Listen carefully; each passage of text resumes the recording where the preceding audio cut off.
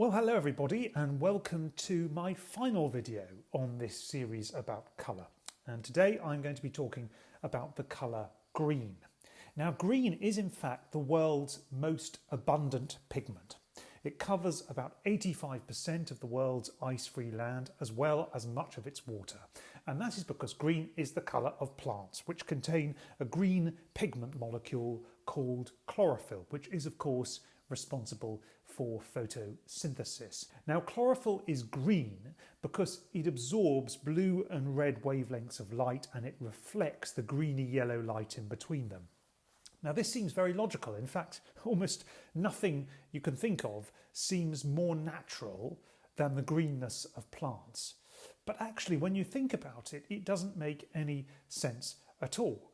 Because if plants evolved and chlorophyll evolved and photosynthesis evolved in order to harvest light energy, why would chlorophyll reject green light? Why not just absorb all of the wavelengths of light? In that sense, the most logical colour for plants to be is black, and yet they're not. Now, scientists have puzzled over this conundrum for many years and they still don't have an answer to it. Now anyway, regardless of green's very complex causes, its connections to nature have given it all kinds of positive associations around the world and over time. So it's been connected with spring, with new life, with fertility, with peace. It is, for instance, why Osiris, the Egyptian god of agriculture, was often depicted with green skin. Now, no culture revered green quite like the cultures of the Islamic world. Perhaps because in this hot, very arid part of the world, green vegetation was actually quite hard to come by.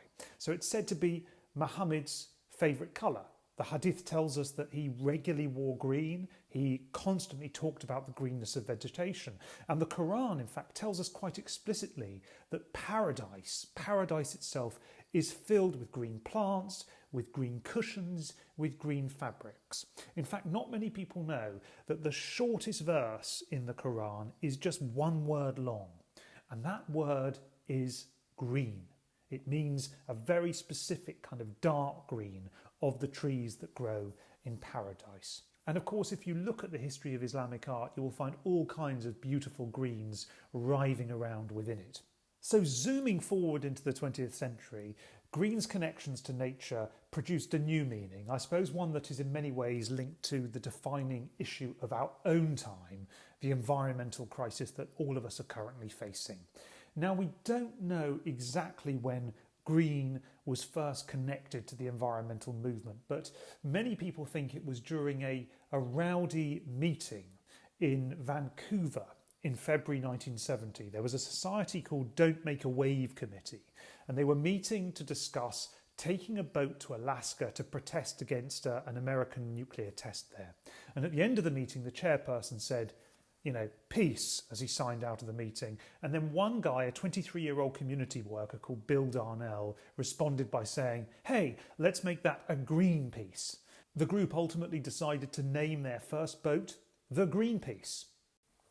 The so-called green movement has been gathering momentum ever since the early 1970s, and it's now virtually impossible to avoid green's environmental connotations. We are perpetually advised to buy green, to live green, to think green. We're bombarded by green recycling bags and other green products, which is, I think, quite ironic, seeing as green pigments, the dyes that are being used actually to create these green recycling bags, are some of the least environmentally friendly colorants you can get because they require a lot of chlorine to be manufactured. It's funny though, when we think of climate change, we think of the world becoming less green, and yet the opposite so far is the case.